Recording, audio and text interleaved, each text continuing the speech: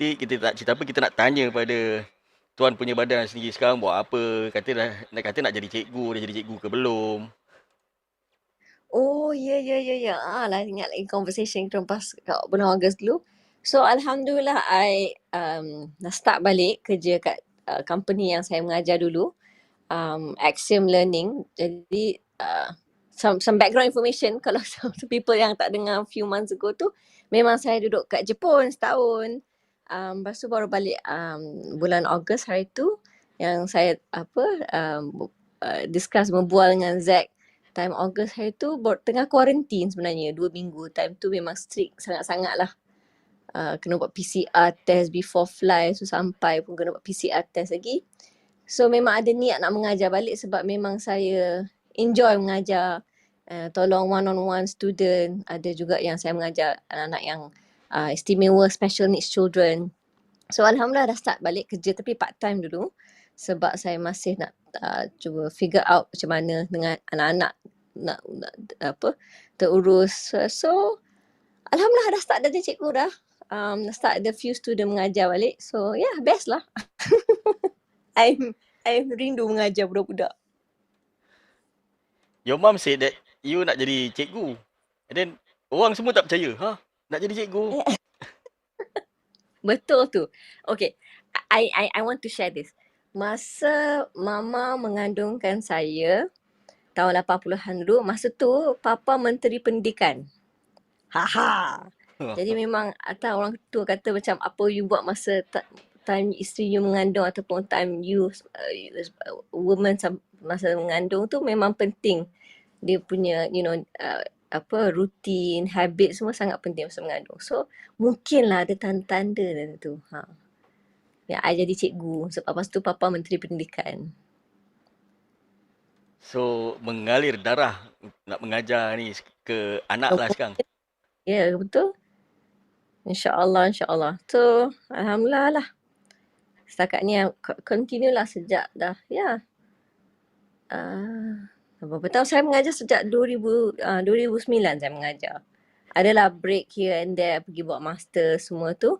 Tapi Alhamdulillah saya start jadi cikgu tahun 2009. 2009 start mengajar kat mana tu?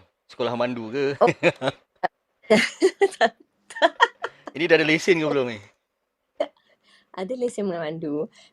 Tapi masa mengajar first time tu kat international school saya mengajar matematik.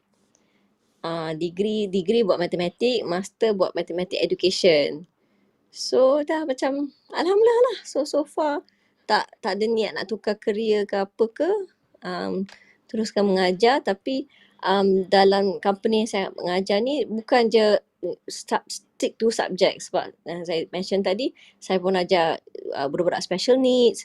Jadi saya ada juga yang ada autism, ADHD, dyslexia, ada juga yang Down syndrome. Yang ajar tu kita ajar bukan je subjek tapi macam skill-skill yang kita dapat tahu yang boleh train dulu brain skill untuk tolong anak murid tu jadi dapat proses information lagi cepat. Jadi yang tu yang saya rasa seronok tu sebab saya tengok budak-budak yang di label ni selalu kata macam itulah dia memang macam tu, dia dah malas, dia dah tak try hard, tapi ada sebenarnya mungkin ada sebab yang diorang tak dapat nak reach potential. So Alhamdulillah saya dapat trainkan skill-skill tu dulu baru dan dia tunjuk dia punya potential. Alhamdulillah so far tu adalah saya nampak difference anak-anak tu punya performance dan juga kita pun tolong mental health.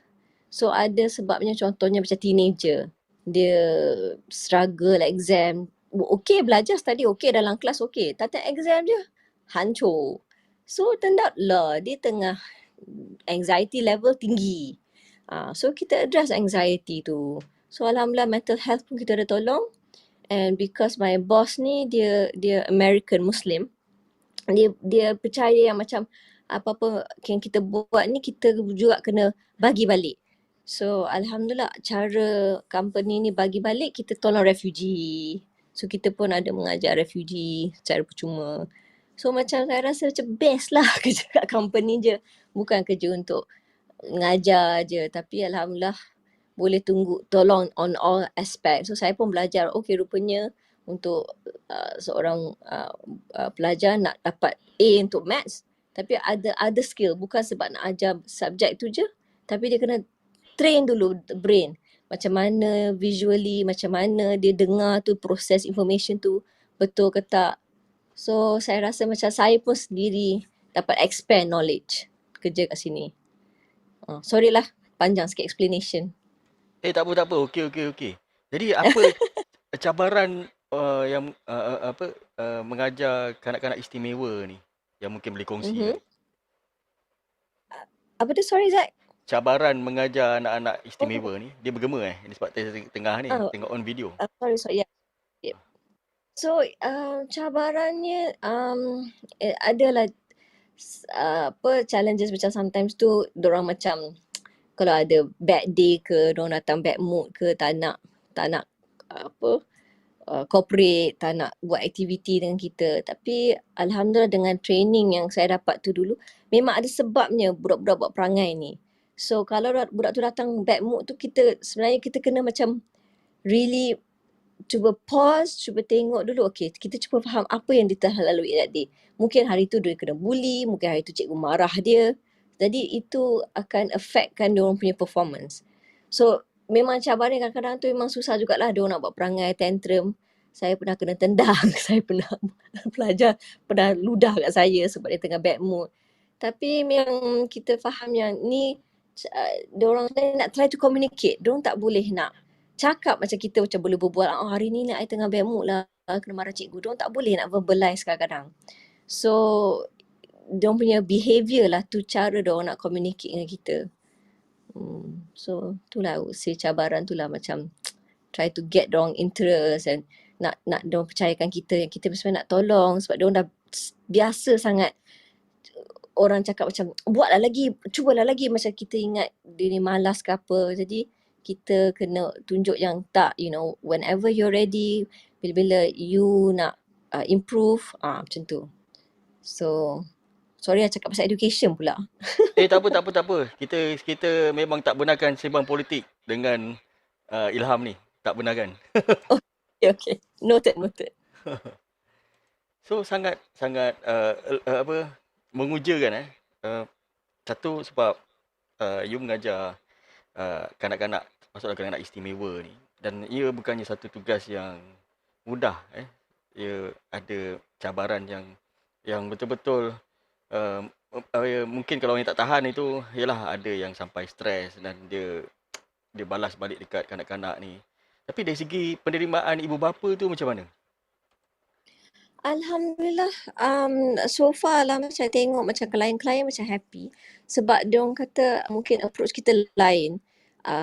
Saya bukan nak cakap saya expert tahu approach tempat-tempat lain yang buat special needs ni, tapi saya sedar yang kita ni unik sebab nombor satu tu ialah kita faham kalau ada anak ni tengah buat perangai ke apa, dia tengah tunjuk komunikasi yang dia ada masalah tapi dia tak tahu macam mana nak explain kat kita. Tapi at the same time, kita memang tunjuk data, kita tunjuk bukti. Okay, daripada point A, point B, apa realistiknya? Kita clearkan kat parents, you takkan nak start ni point A dan point B, takkan terus anak you akan dapat semua A. Kita kena tengok apa realistik, apa progress dia. Lepas tu kita record, kita tunjuk bukti. Daripada point A, mungkin anak you boleh baca 3 huruf. Lepas tu point B, lepas berapa jam dia dah kerja dengan kita, okay, sekarang boleh progress baca 4-5 huruf perkataan. So I think macam alhamdulillah so far parents tu macam receptive lah. Oh okay. Maknanya you ada bukti tunjuk kat I lah yang ni progress anak I. Tapi tak semestinya anak I macam suddenly okay je kat sekolah, semua A ke apa. Tapi asalkan ada progress. So yang kita punya quote, it's a marathon, not a sprint. So dia long term. Macam tu. Okey. Okey, lagi satu. Macam mana dengan keadaan pembelajaran, yalah sebab sekarang ni pandemik kan. Dan virus ni, COVID ni ada varian yang terbaru pula yang kita dengar cerita menurut laporan Kementerian Kesihatan baru-baru ni lah. Jadi macam mana tentang sistem pembelajaran tu? So, fizikal ke, online ke, macam mana?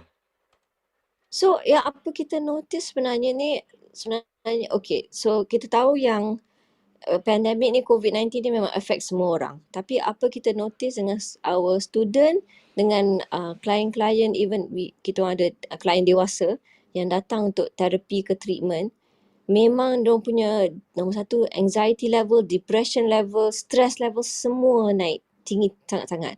So cara kita nak mengajar pelajar pun kita tak boleh ada expectation yang tinggi. Sebab nombor satu memang tahu for sure online learning tak sama quality as face to face learning. Yang kita faham tu sebab kita ni manusia, kita we are social animals. So kita kena yalah bersosial. So kalau ngajar online tu ya ada information masuk. Bukan nak deny tak masuk, kalau discussion online tu boleh. Tapi sebab cara otak kita dapat information through the screen, tengok visual tu lain daripada face to face. So memang saya harap parents, student memang faham yang kita tak boleh expect banyak masa masuk sekolah ni. Teachers pun tak boleh nak expect, oh okay, patutnya dah bulan Disember dia macam anak saya go to darjah 2. Tapi tak, dia macam berapa bulan online kan. So you tak boleh expect dia dah habis syllabus darjah 2 tu. So sebab tu saya faham kenapa Kementerian Pendidikan dia decide nak buat persekolahan punya tahun ni sampai bulan Mac. Jadi anak saya darjah 2 sampai bulan Mac tahun depan. Dia daripada Januari tahun ni sampai Mac tahun depan. So dia kena memang extend tu, macam saya faham lah, memang yalah itu bukanlah outcome yang semua mak bapak nak kan. Yang kena extend, yang anak saya tadikan ni pun kena lambat lagi masuk darjah 1, bukan masuk darjah 1 bulan Januari, kena masuk darjah 1 bulan April. Tapi saya sebagai orang yang tengok student punya progress ni, saya faham kenapa keputusannya macam tu. Tapi yang soalan yang pasal buat lockdown lama-lama ni, tu lain cerita lah. Okey, menarik. Mungkin kawan-kawan yang lain nak bertanya. Saya buka ruang ni. Tapi jangan tanya politik Amaran, jangan tanya politik. Buat aku panik je. Siapa nak tanya soalan? Mungkin Cikgu Min dah ada kat bawah ni. Dia pun cikgu juga. Oh, hello Cikgu Min. Cikgu Min. Cikgu Hello, Jali lah hello. tanya. Hai. Boleh. Hello.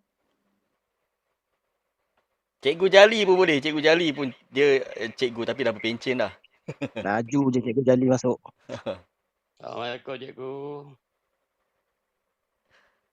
Anak murid cikgu tu umur antara berapa ke berapa tu? Oh, student kami daripada umur 5 tahun, yang paling banyak 5 tahun sampai umur 18 tahun. Tapi kita ada juga pelajar yang dewasa. Sebab ada kebelakangan ni macam sebab ada banyak awareness kan pasal orang dengan special needs yang istimewa, learning challenges. So, orang dewasa ni macam mungkin I pun ada simptom-simptom ni. So sebenarnya kita ada klien yang umur 20-an semua tu yang baru dapat diagnose ADHD, dyslexia ataupun autism. Ada orang dewasa yang datang buat program kami. So memang saya nak kata 5 tahun ke atas sebab tak ada limit. So memang ada orang dewasa juga datang untuk minta terapi. Dia satu session PDP guru tu dia berapa lama? So dia tengok program juga dengan tengok umur anak tu. Jadi kalau anak murid tu lagi macam masih kecil, umur 6-7 tahun, mungkin 2 jam tu agak lama. Kita boleh reduce tu 1 jam. Tapi yang usually session tu memang 2 jam. Sebabnya kalau kita mengajar academic content, cara-cara yang kita sedar yang tak not so effective, yang kita macam macam cikgu cakap ABC. Okay, now budak-budak you buat ABC. Tapi sebenarnya tu bukan cara dia, sebab kalau cikgu ajar ABC, kita kena ada satu lagi step tengah-tengah tu.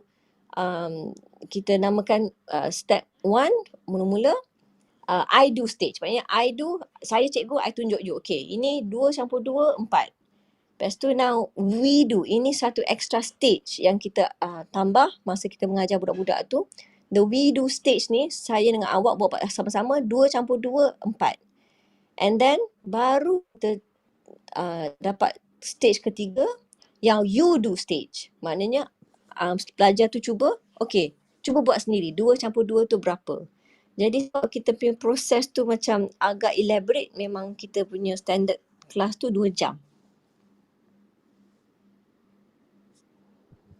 Cikgu punya modul tu disediakan oleh siapa? Sediakan Menyediakan so kita punya approach tu sama dengan company ni American company. Saya punya boss kan orang Amerika, dia ada 10 center kat Amerika. So cara approach yang kita mengajar semua sama. Yang 3 stage kan, I do, we do, you do stage. Lepas tu cara kita guna bahasa kita tak macam suruh anak-anak ikut cara apa kita buat. Kita encourage them, kita suruh guna critical thinking skills. Jadi modul tu sama, training tu sama. Tapi sebab kat Malaysia ni, student kita ada daripada sekolah kebangsaan, budak-budak yang daripada international school, British, American, Australian. Jadi tengok modul curriculum tu memang berlainan dan berbeza. Tapi cara kita address, cara kita tunjuk dan mengajar content tu memang sama, dia punya approach tu.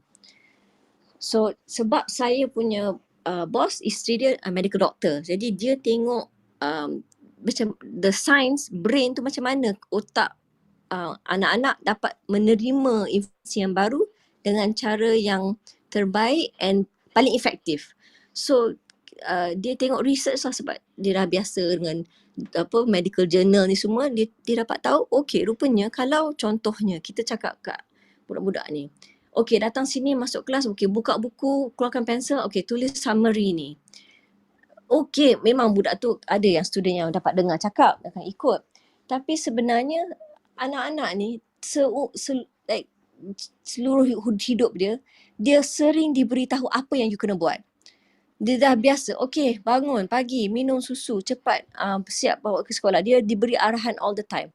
So dia tengok research ni, sebenarnya anak-anak ni dia nak juga jadi independent, nak juga ada control sikit in their life walaupun dia anak kecil lagi. So jadi kita sedar cara kita cakap dengan diorang untuk bagi diorang ada opportunity untuk buat keputusan. Okay, so contohnya dia datang kelas, okay, kita akan mulakan kelas sekarang. Apa yang kita perlukan kalau sebelum nak start kelas ni. Jadi kita cakap macam memang obvious, tapi kita allow pelajar tu sendiri fikir, I dah nak start kelas, apa yang I perlukan? I kena keluarkan buku. Jadi kita tak bagi diorang arahan straight up. Jadi diorang fikir sendiri, kalau I dah masuk kelas, apa yang I perlukan? So ini the term is called declarative language. So ini salah satu contoh approach yang kita guna, yang kita bagi anak-anak murid kita untuk fikir independently. Diorang tak tunggu je instruction, okay, tell me what to do. Sebab kita nak dia juga dapat menyelesaikan masalah sendiri, solve their own problem kan. Jadi itu salah satunya diorang jadi include, jadi dapat more confidence. Sebab I dapat fikir dengan diri sendiri daripada orang tell me what to do, ABC semua. Menarik. Lain cikgu ada soalan lagi cikgu? Selepas budak ni habis di pendidikan di sekolah cikgu ni, mereka kemudian ni akan ke mana?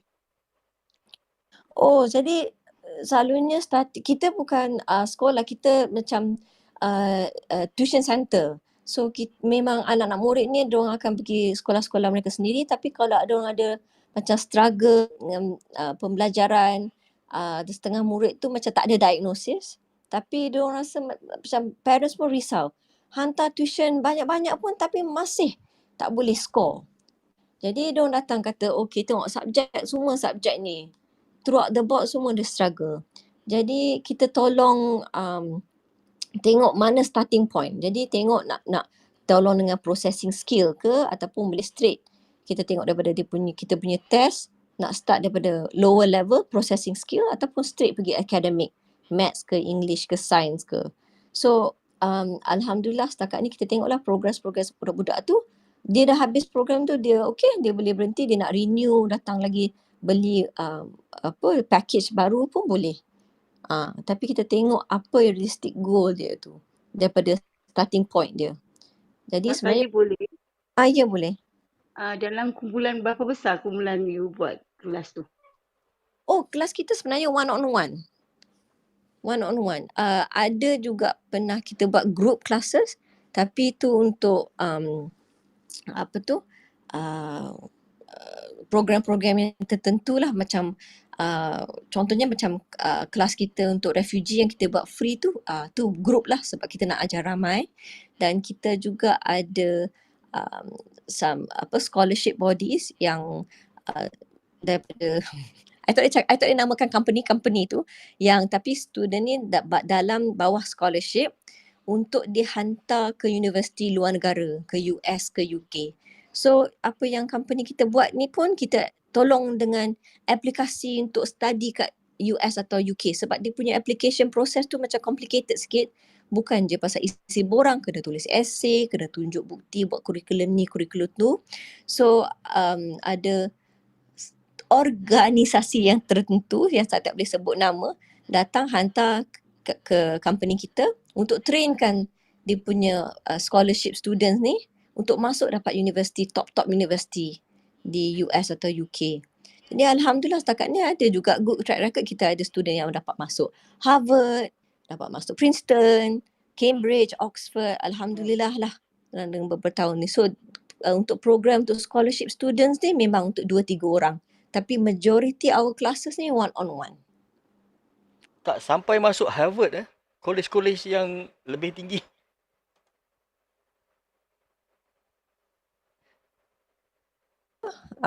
Alhamdulillah dengan kita punya guidance kita dapat tahu apa yang membuatkan application to stand out.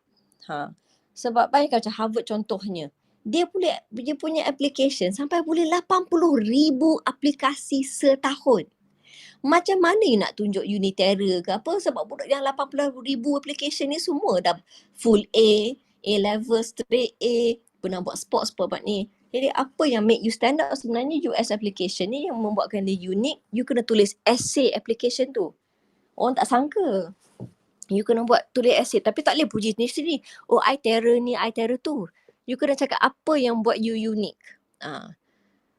Jadi itu yang macam kita ajar student tu macam mana nak buat your personal narrative tu sebagai unik.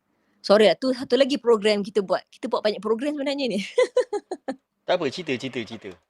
Oh, so yes, so yang program masuk universiti ni, program tu namanya University Application Process. So tengoklah kalau you nak belajar overseas ke apa, tapi you tak tahu macam mana nak buat application ataupun you risau macam mana nak stand out, kita ada package untuk that juga. So alhamdulillah memang syukur kita ada few students dah pergi Harvard. My company yang I kerja ni dah 10 tahun kan, so ada few tahun dapat juga Harvard. Assalamualaikum, Puan Ilham. Saya ada dapat soalan daripada back channel dari Puan. Panggil cikgu. Sekarang jadi cikgu. Cikgu Ilham. Saya dapat soalan daripada back channel. Soalan dia ada 2 soalan. Soalan yang pertama tu, you stay in Japan and work with an American. Which culture do you think is better in terms of the way they handle special children? Dan soalan, knowing both work culture of American and Japan, what do you think is like in the way we Malaysian think, and what do you suggest the leader to improve that? Hui, ni soalan sangat deep ni. Okay, untuk soalan pertama, sorry, saya nak clarify yang masa saya pergi Japan, saya tak kerja. Saya ikut suami untuk dia transfer ke sana. So I jadi housewife lah setahun. So daripada company yang saya kerja dulu tu, saya terpaksa resign sebagai manager. Dan saya kata insyaAllah saya nak datang balik lah lepas pulang daripada Japan. So datang balik tu obviously sebab saya dah resign, position tu dah diambil orang lain. Saya dah start balik lah daripada instructor. Tapi Alhamdulillah saya tak kisah sebab memang saya tahu kerja kat company ni memang dapat expand my experience.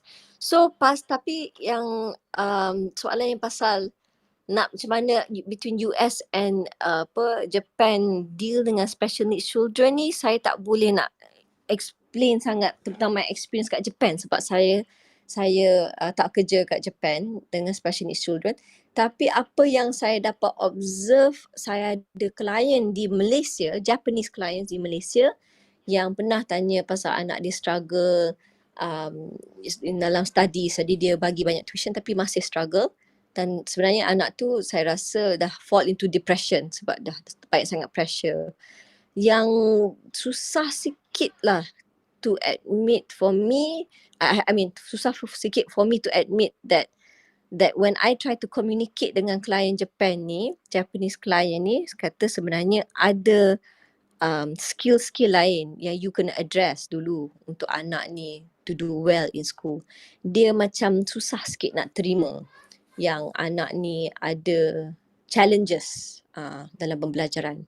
So mungkin dalam Japanese culture ni macam masih topik yang tabu lah. Nak cakap kalau you ni kena pergi program yang special ni, maknanya you tak betul loh, otak you macam lain sikit, lain macam. So I think in terms of programs in America dengan programs kat Japan ni, mungkin kat Amerika dia lagi open macam okay, kalau you ada masalah mungkin you perlukan terapi, kalau you ada masalah mungkin you perlukan support, bukan just more tuition. Dan Alhamdulillah slowly saya nampak kat klien kat Malaysia ni diorang semakin lama semakin sedar sebab mungkin diorang dah banyak kali the student anak tu macam struggle sekolah pagi tuition tapi tak jalan juga. So mungkin diorang sedar mungkin ada sebab lain yang anak saya ni ada masalah. So slowly lah I sedar memang the awareness tu semakin banyak kat Malaysia ni.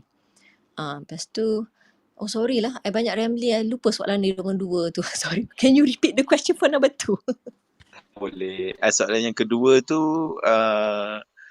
knowing that about work of culture of America and Japan, what do you think is like in the way we Malaysian think, and what do you suggest the leader to improve that? Okay, that's a very good question. I think I also sense a bit of politics in here. The leader how to handle the Japanese culture and American culture. Again, I notice macam kalau saya nak generalisekan lah Asian culture dengan Western culture. Jadi Asian culture ni, kalau saya nak share experience saya masa zaman sekolah dulu tu, kalau cikgu cakap ABC tu, ABC lah. You kena ikut, you jangan tanya kenapa. So, I ada experience belajar kat US dulu. Kalau cikgu I tanya ABC, lepas tu dia cakap, Ilham, kenapa ABC? I tak tahu kenapa ABC. You bagi tahu I lah kenapa dia ABC. So, I dah macam jenis yang just absorb everything and terima je apa yang cikgu tu cakap. So, sebab I math major dulu, masa I zaman sekolah buat maths, cikgu bagi formula. You ikut formula tu, you hafal formula tu, apa nombor yang you bagi, okay, you letak dalam formula, you dapat jawapan. Tapi kat Amerika, dia tanya, kenapa formula ni jadi macam ni? Lepas tu, I tak tahu kenapa macam tu. I memang tahu, bagi je lah formula kat I hafal, bila I jawab. So, memang the mentality is lain, dia nak suruh you question. So, I think in a good way that the culture, some positive thing pasal tu, is that you boleh question. Kalau you rasa cara ni tak betul, you boleh question kenapa cara ni tak betul. So that's what I notice juga dengan Japanese culture sebab my husband kan kerja dengan company Japanese tu. Dia macam kalau boss tu buat decision, you kena ikut, you kena tanya. Jadi kalau ada orang question, dia akan di-consider sebagai the black sheep ataupun the black dot of the group. Macam jangan, macam suami saya nama dia Watanabe, jangan dengar cakap dengan Watanabe ni sebab dia selalu tanya soalan, question all this situation. So I think that's the part where we can actually improve, yang macam not every idea is a bad idea yang kita boleh try to change. So benda-benda macam tu jugalah yang saya rasa boleh slowly insyaAllah mentality orang Malaysia to try something very very simple. Just jangan takut untuk question. Itu salah satu lesson lah yang saya rasa kita boleh ambil dari sini, yang sometimes kalau dia tengok macam mungkin ada cara yang lebih baik, okay, why don't I suggest. Tapi memang saya pun sendiri I have to admit yang dari zaman sekolah dulu tu I takut nak question sebab I macam okay, apa yang cikgu cakap tu memanglah tu jawapan yang final answer, final decision. Yang you tak berani nak question. Tapi saya rasa there's no harm untuk question sometimes. Nak sambung sikit lah Ilham, dekat sekarang dekat Malaysia memang kurikulum ni ada perubahan. Kita memang galakkan budak berfikiran kebat lah, berpandang taraf arah tinggi. Lepas tu kadang-kadang benda ni kita dah cuba serapkan dekat sekolah. Memang dah mulalah. Rasanya dalam 3-4 tahun lepas dah start dah yang lebih serius. Sebelum ni ada tapi tak serius. Dan actually maths pun sekarang, dia orang dalam maths pun saya tengok ni, dia dah pergi kepada punca. Kenapa kita guna formula ni, digalakkan budak tu gunakan formula tu, kenapa? Kenapa kita guna yang ni? Kenapa kita tak gunakan cara yang macam ni? Memang dah ada dalam maths. Tapi satu saya nampak lah, budaya orang kita mungkin daripada kecil, daripada rumah, dan kita masyarakat kita macam tak suka orang lebih muda argue. Itu satu bukan di sekolah dia ajar, itu mentality. Memang susah nak tengok budak kita bertanya soalan. Kadang-kadang kita pula tanya. Tolonglah tanya cikgu. Sampai satu tahap macam tu lah. Yang seterusnya saya ada anak. Special lah. Dia dulu autism campur hyper. Tapi mal-mal. Kedua ada karakter tu dalam diri dia. Memang dia susah juga struggle nak belajar sebab masa diploma pun dia dilayan samalah seperti orang lain. Dan sekarang ni sambut ijazah pun sama, tak ada apa benda yang dia terpaksa struggle untuk kejar seperti orang biasa. Walaupun sebenarnya budak-budak special need ni, walaupun dia dah agak normal, masa kecil kita dah buat treatment dan macam-macam, tapi bila dia takkan adalah ciri-ciri dia tu memang sukar untuk berubah 100% seperti budak biasa. So satu nak cakap, apakah cadangan yang tadi tu saya bagi pandangan lah, sebab kat sistem pendidikan kita ni dah ada perubahan. Tinggal bila kita mengajar dalam kumpulan yang besar, kita susah nak apply. Yang kedua, kalau kita tengok budaya culture kita memang betul lah. Lagi satu kali tengok dalam segi kita tengok, kalau tengok sedikit kepada politik pun, kita tak suka bertanya. Banyak kan kita kata tak payahlah, dia kan kerajaan, so kita yang argue apa-apa. So budaya-budaya ni saya rasa menyebabkan kita selalu terikat dengan tak nak bertanya. Jadi saya nak tanya yang tentang yang budak-budak special ni, adakah dia perlukan satu antara, maksudnya sebelum dia masuk institut dia need something untuk dia extra, untuk dia jadikan dia boleh diterima lah dalam sistem yang sama dengan orang lain. So thank you for your komen dengan soalan tu. Saya pada pendapat saya macam pasal student yang special needs ni, I mean I nak bagi view sebagai seorang cikgu je. I bukan parent yang ada special needs child. Jadi sorry lah kalau I cakap benda yang tak reflect yang proper information. Tapi saya nak cakap pasal observation sebagai cikgu. Yang saya faham ni special needs ni condition memang yes, you have it for life. Sebab some parents kata macam ADHD, and some people can say they grow out of it. Technically you don't really grow out of ADHD. You memang ada ADHD seumur hidup, tapi your brain, otak you belajar macam mana nak cope dengan information nak masuk otak ni. Right? Macam mana nak cope dengan things yang macam distracting ke apa. So itu yang I faham, yang you kena address area tu, macam mana kita nak ajar murid kita untuk berjaya cope dengan challenges yang dia ada ni. So I rasa student yang special needs lagi awal dia belajar skill-skill ni, sementara brain tengah expand, sementara dia boleh lagi nak absorb lagi, nak train lagi brain daripada yang lagi kecil, better. So memang kalau ada program yang ataupun insentif yang useful nak ajar pasal time management, organisation sebelum masuk college, sebab kan masuk college tu dah kena jadi more independent, tu bagus, tapi saya rasa lebih baik kita sebenarnya boleh train brain tu dari kecil lagi. So there's no harm in untuk belajar masa dah teenager, besar. Tapi lebih baik belajar lagi masa you kecil. Dan kenapa I kata there's no harm in belajar masa you dah a bit older. Even now I masih expand my brain, I cuba try. Tapi sebab the science behind namanya neuroplasticity, right? It's just a fancy name that to say that sebenarnya otak you boleh learn anything. So that's why it is possible to train your brain to learn new skills. So it is possible for children yang special needs ni to train the brain skill to focus more or to learn to calm down more, sebab memang you boleh create more cells in your brain. Kita panggil yang neurons kan? Kita boleh create these new neurons in your brain untuk learn this new skill. So memang I rasa it's not about, I'm sure orang dah sedar, it's not about math, science, English, subjek tu, tapi the other critical thinking skills yang semua tu ada and it's penting. Tapi I rasa, this is just my personal opinion, yang I memang dah berapa tahun dah keluar sekolah kebangsaan, now I tahu balik program tu sebab anak I sendiri kat sekolah kebangsaan, yang I sedar diorang tambah subjek untuk anak-anak kecil-kecil ni dengan intention, okay, kalau dia belajar lagi banyak, dah lagi dapat. Tapi pada saya, that I think runs away from the focus. So, macam contohnya anak saya darjah 2, dia ada subjek sains. Aku tengah fikir ni, macam aku tak ingat belajar sains darjah 2 kan, masa time 90-an dulu. So, then I realise macam belajar sains darjah 2 ni, tapi benda-benda yang sama masa I belajar darjah 4. Tapi that's not the point. You don't actually add more subjects or add more skill like that in the class. Tapi pada saya lagi yang pentingnya, you betul-betul help the child belajar reading, writing and maths.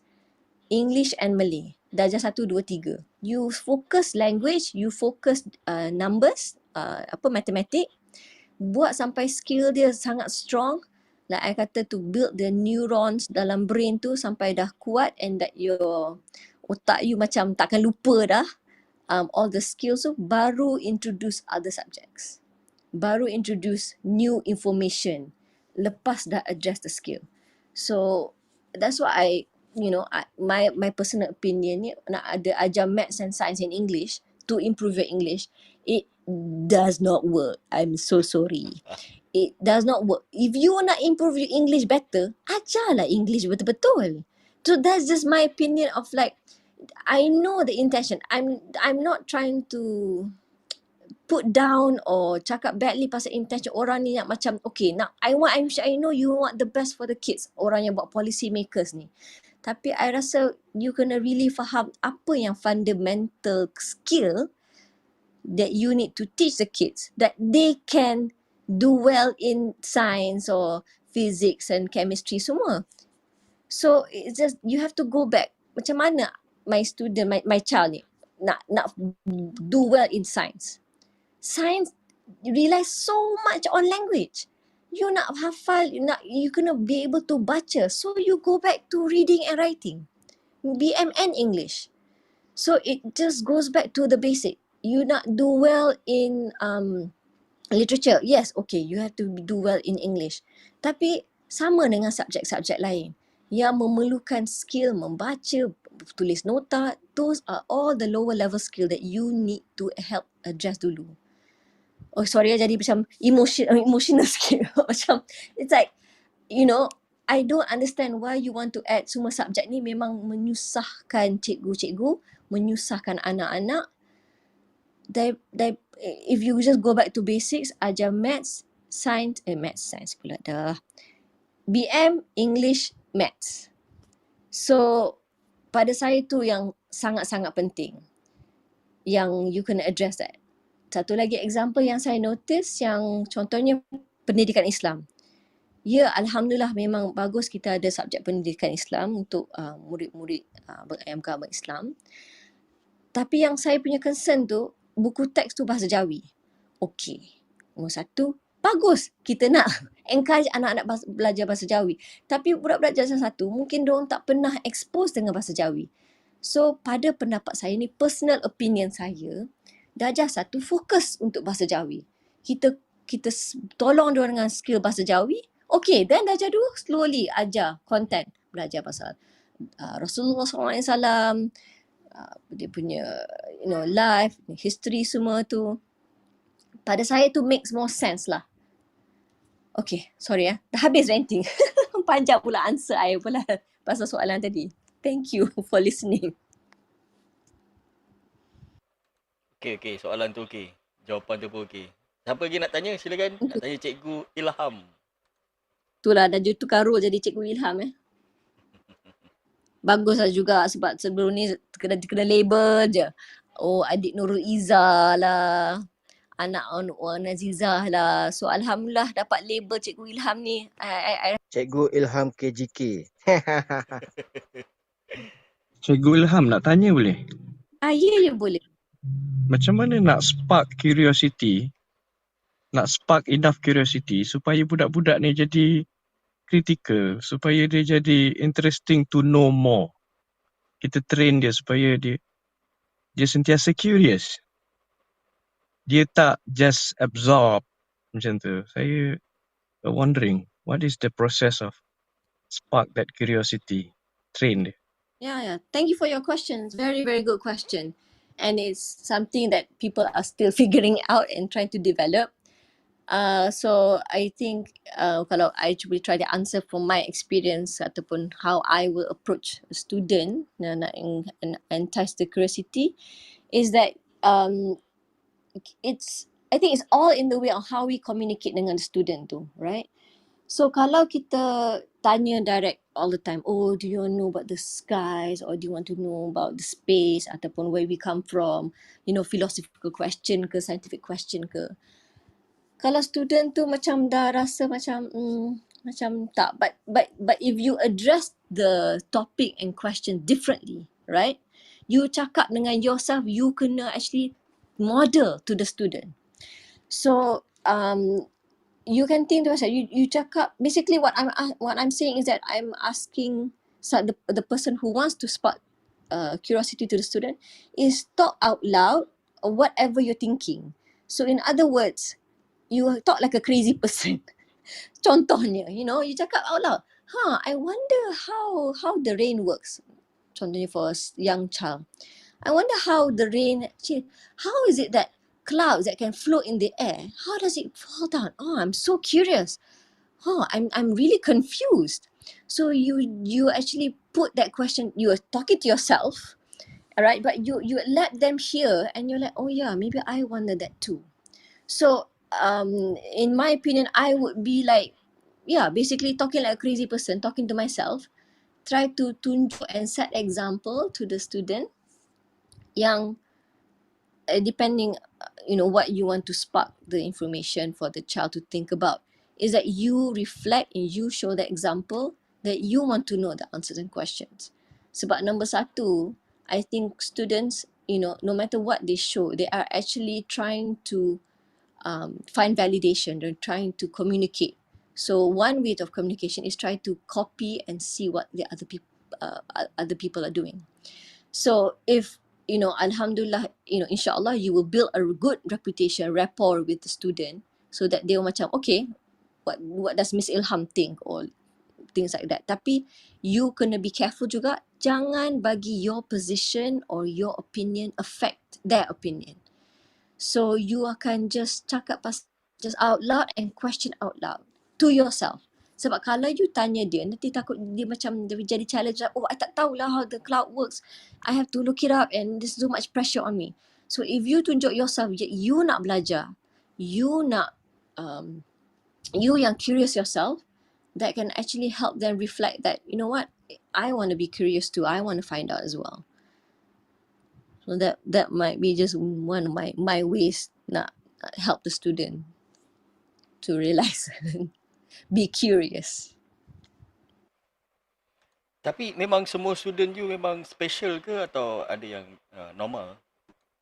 Ya, semua ada mixed. Ada yang special needs tu, ada yang didiagnose and ada yang tak diagnose.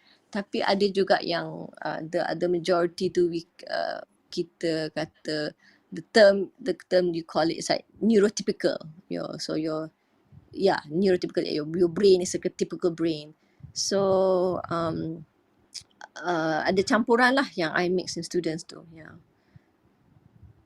So there are even some students yang datang yang diorang tak diagnose, so parents kata okay just tolong dia dengan maths. So I tengah mengajar, I kata okay ada something a bit unique about the student. The student might have be on the spectrum, then I kena address dengan the parent lah. Yeah. So campur-campur. Cikgu, Ya saya. macam mana cikgu macam ni kan anak-anak istimewa ni kan dia banyak apa tu pakai tantrum kan. Macam mana cikgu kumpul kesabaran tu untuk mengajar dia orang ni? So number one tu I rasa sebab I tak tahulah, memang I tahu sebagai cikgu I tak boleh ajar anak sendiri. Jadi sebab dia anak orang lain. Jadi lain sikit dia punya relationship tu. And satu lagi tu memang kesabaran tu sebab I think sebab kalau I jumpa student tu 2 jam seminggu, 4 jam seminggu, memang tak sama lah dengan apa yang parents have to go through 24 jam sehari.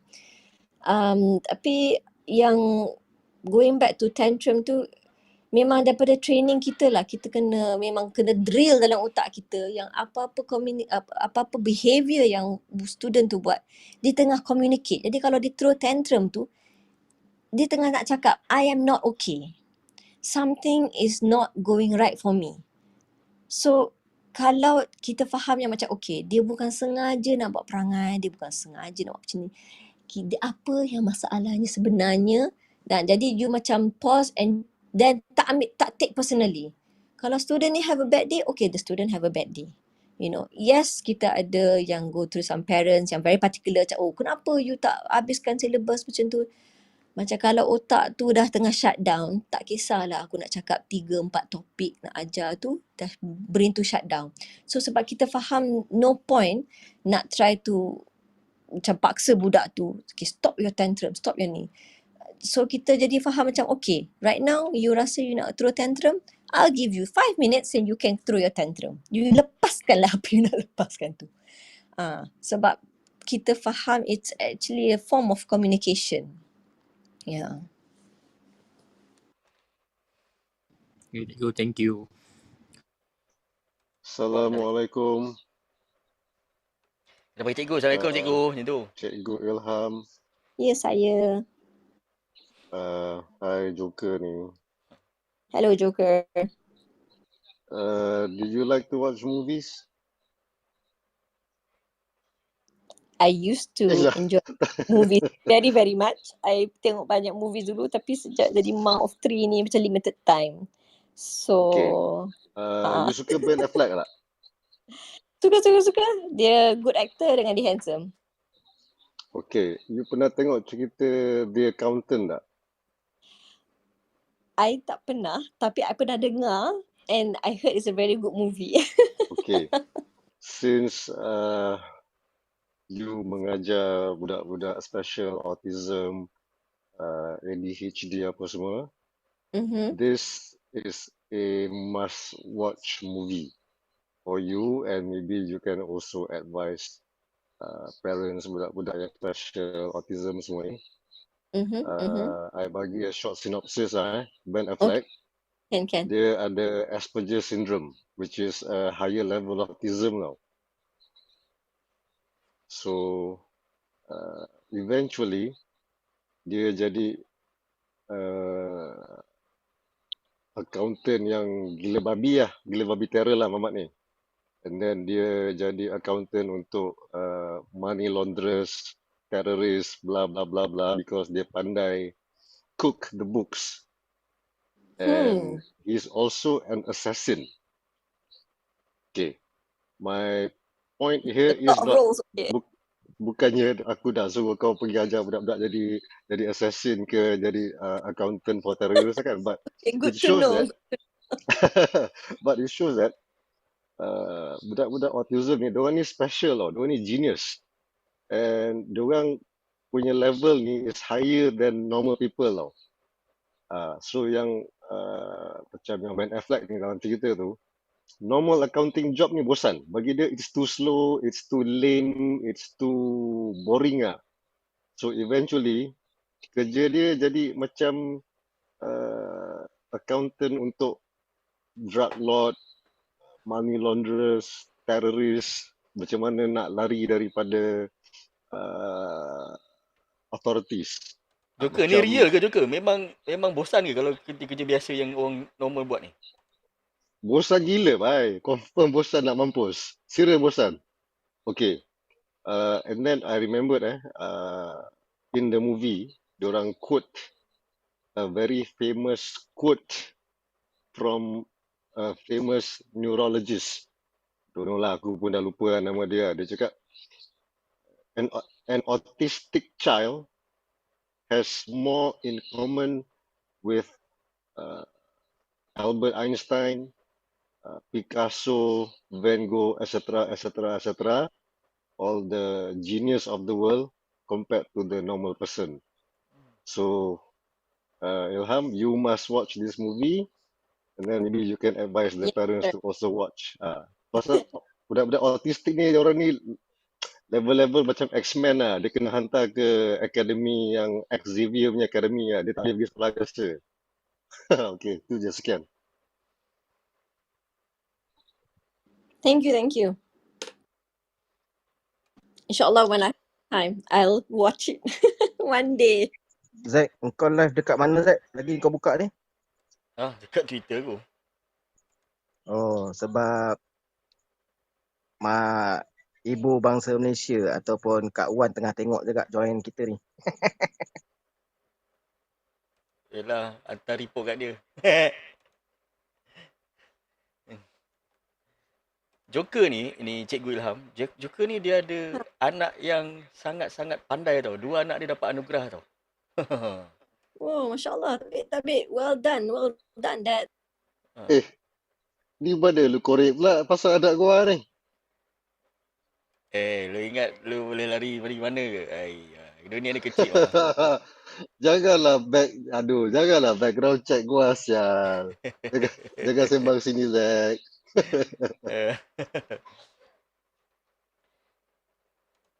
Ilham, ni cikgu, sorry kena panggil cikgu lah sekarang. Lupa pula. Hai. Jadi tugas hakiki ni sekarang guru, dan pada masa sama housewife. Masa sama mama kepada 3 children, Jadi macam mana macam mana cikgu bagi-bagikan masa ni? Oh, tough question lah. I think yang I boleh share satu tip sebagai ibu yang bekerja, kerja part time, so maybe it doesn't count. Tapi ibu yang kerja yang yang memang memerlukan pertolongan dan help, is that kalau boleh you try to ajar anak you to be independent sebanyak yang mungkin.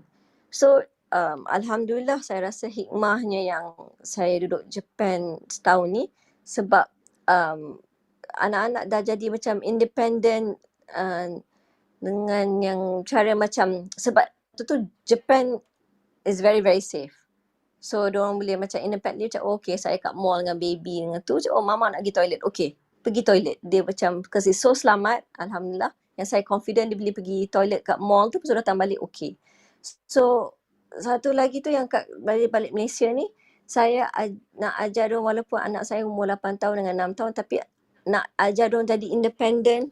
Sebelum nak pergi sekolah esok tu, siapkan baju sendiri, pilih mangkuk sendiri, sudu sendiri, nak makan untuk breakfast esok, cereal. So Alhamdulillah, anak-anak tu when they're independent, then you realise, okay sebenarnya mak tu tak payah nak buat segala-galanya.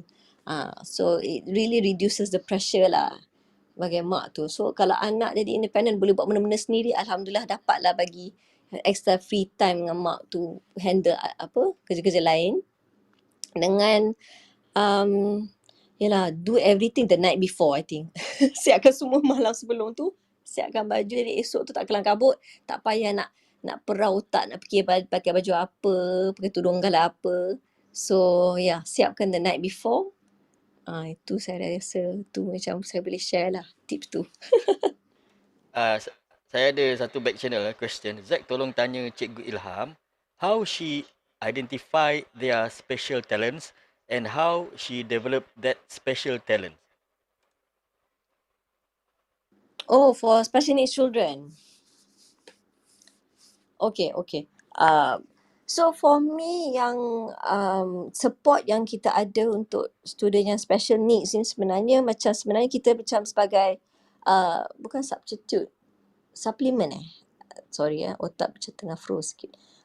To add on, sebenarnya sebab nak tolong pelajar tu be able to handle ataupun cope kerja-kerja sekolah.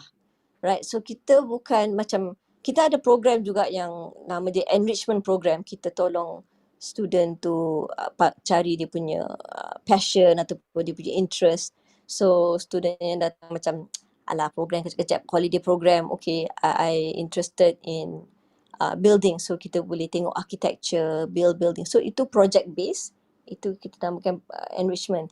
Tapi most of the student yang datang to enrichment tu bukan special needs. Tapi yang special needs yang kita datang ni, kita not really coach dengan dia punya special talent, tapi faham apa-apa dia punya skill, processing skill tu saya mention tadi, yang buatkan challenge dia untuk dapat masuk informasi dalam otak.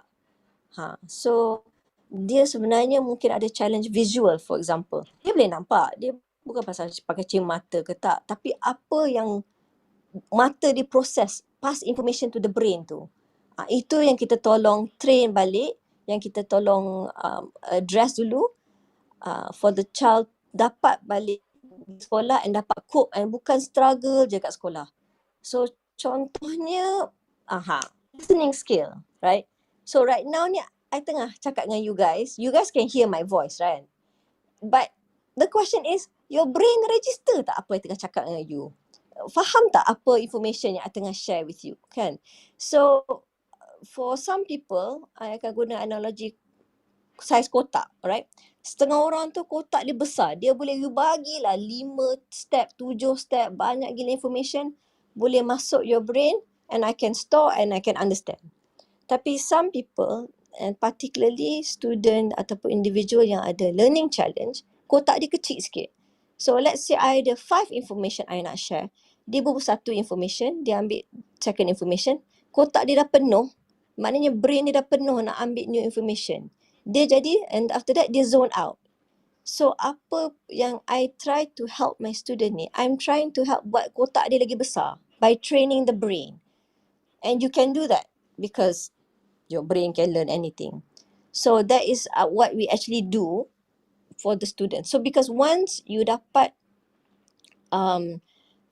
train the brain in these areas, I say visual ke, listening skill ke, then it will actually help them absorb any information, and then that it be it school, be it your special talent, sports, any other skill, art, then you can actually do better. Sebab apa information masuk your otak tu paling optimal cara dia masuk.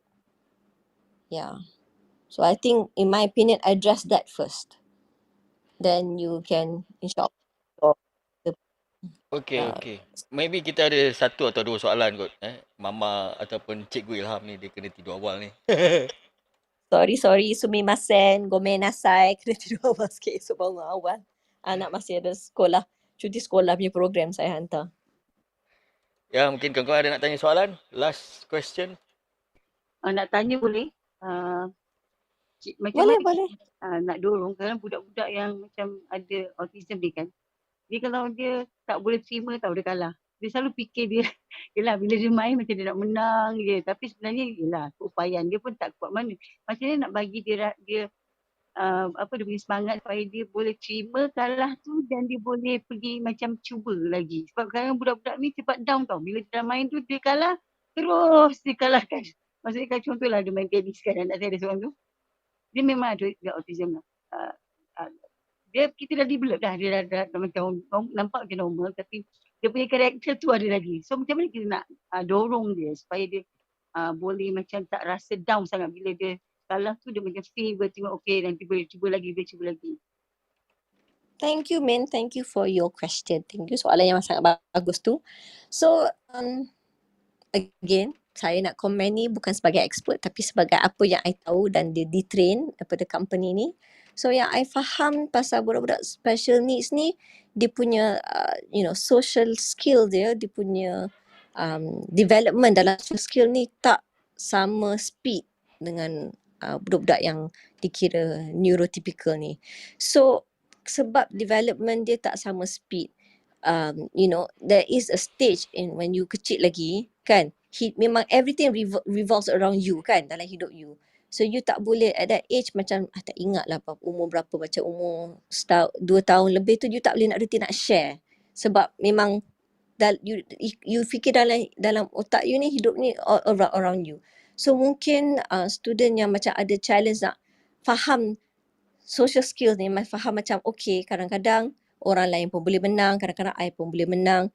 Dia masih tak faham konsep tu lagi. Jadi apa yang kita boleh tolong tunjuk is kita tunjuk dia macam mana nak cope kalau you kalah sebagai by showing example.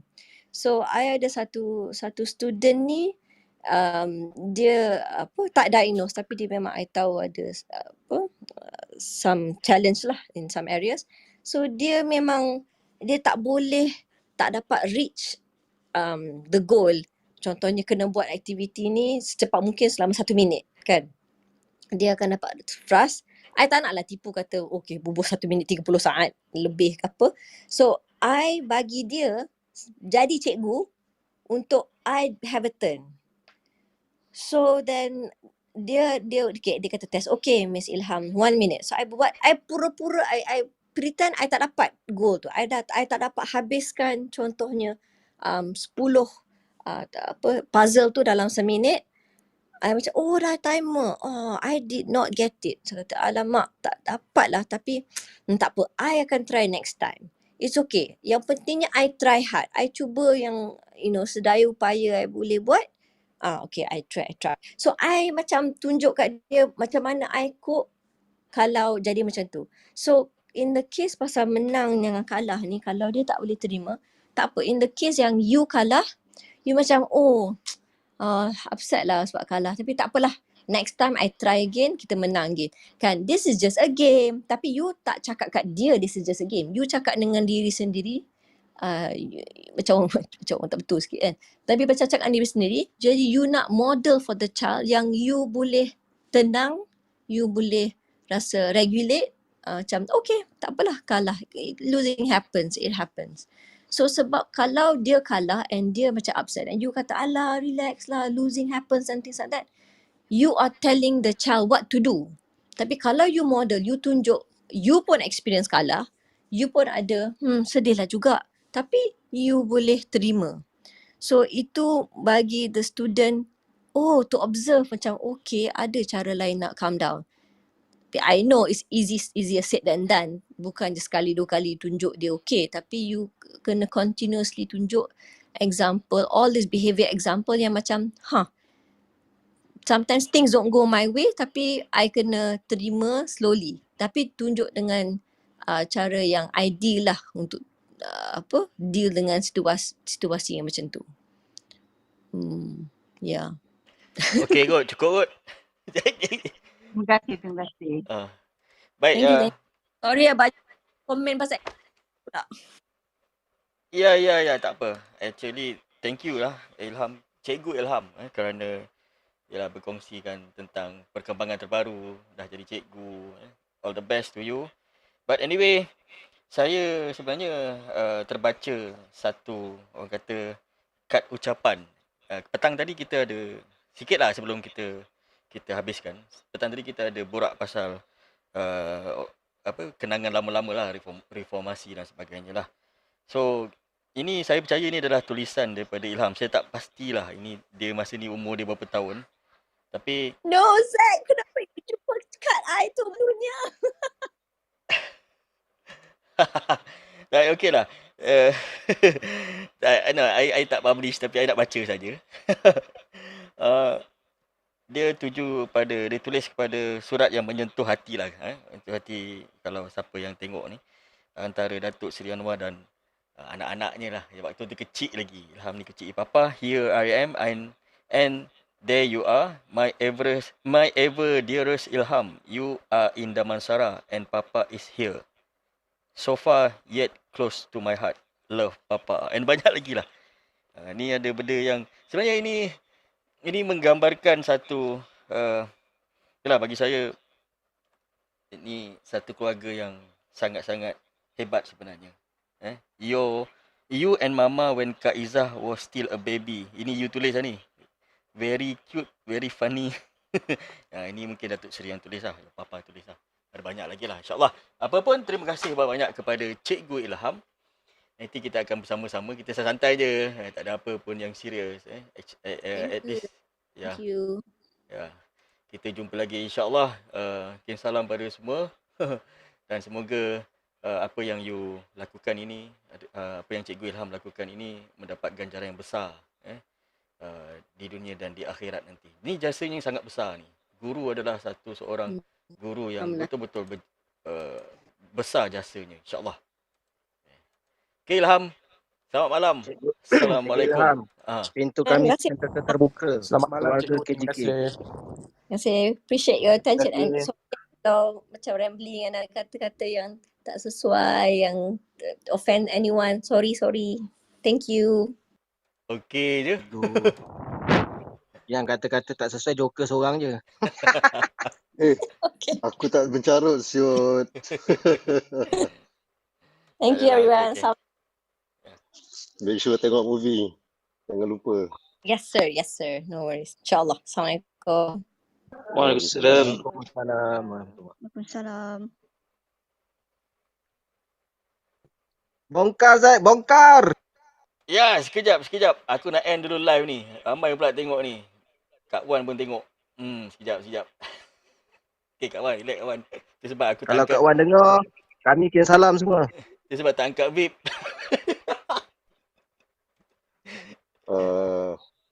Mama bos tengok Tengoklah brother.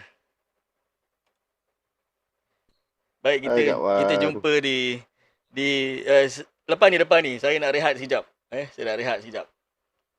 Dengan tajuk yang lain insya-Allah. Jumpa balik.